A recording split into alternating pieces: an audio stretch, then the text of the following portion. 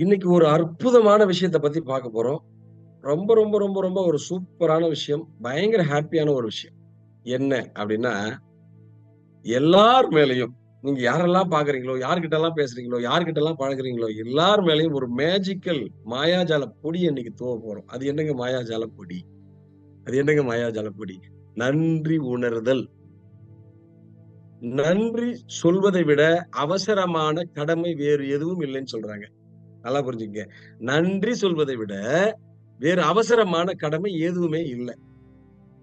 இப்ப நம்ம முதல் நாள் பார்த்த ஒரு வாசகம் என்ன அப்படின்னு கேட்டீங்கன்னா, யாரிடம் நன்றி உணர்வு இருக்கிறதோ, அவர்களுக்கு மென்மேலும் கொடுக்கப்படும், அபரிமிதம் உண்டாகும். யாரிடம் நன்றி உணர்வு இல்லையோ, அவரிடம் உள்ளதும் எடுத்துக் கொள்ளப்படும் அப்படின்னு ஒரு பைபிள் வசனத்த நன்றி உணர்வுன்ற வார்த்தைய சேர்த்து நம்ம பார்த்தோம். பைபிள் வசனம் என்ன சொல்லுது? யாரிடம் உள்ளதோ அவர்களுக்கு அபரிமிதம் உண்டாகும், மென்மேலும் கொடுக்கப்படும். யாரிடம் இல்லையோ, அவரிடம் உள்ளதும் எடுத்துக் கொள்ளப்படும். அப்படின்னு சொல்லி இது நியாயமே இல்ல. ஒரு கடவுள் இப்படி சொல்லலாமா? அப்படின்னு யோசிக்கும்போது, நன்றி உணர்வு அப்படின்ற வார்த்தைய அதுக்குள்ள போடும்போது, இது எல்லாம் சரியாயிடும். அப்போ இன்னைக்கு எல்லார் மேலயும் மாயாஜாலப்பொடி எப்படி தூவ போறோம்? நீங்க எப்ப பார்த்தாலும் சிரிச்சுக்கிட்டே இருப்பீங்க.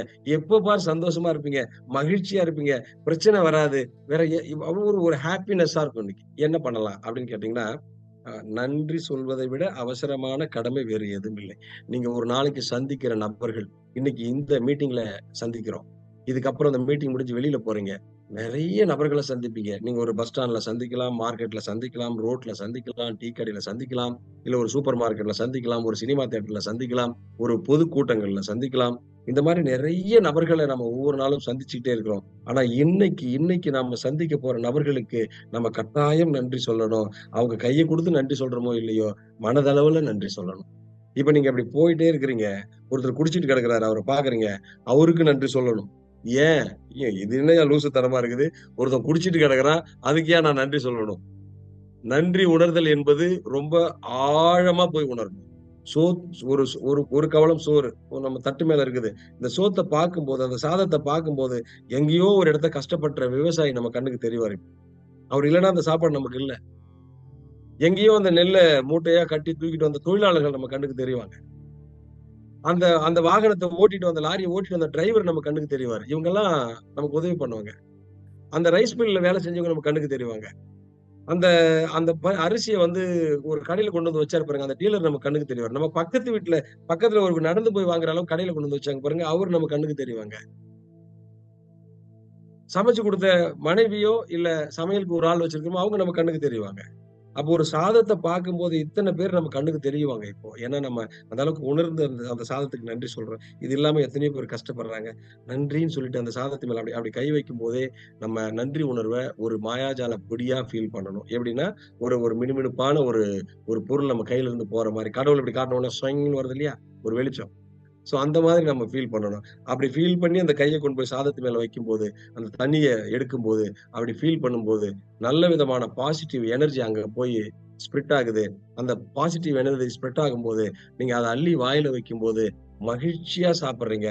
மகிழ்ச்சியா சாப்பிடும்போது, நீங்க ஒரு தனிநபர் கிடையாது.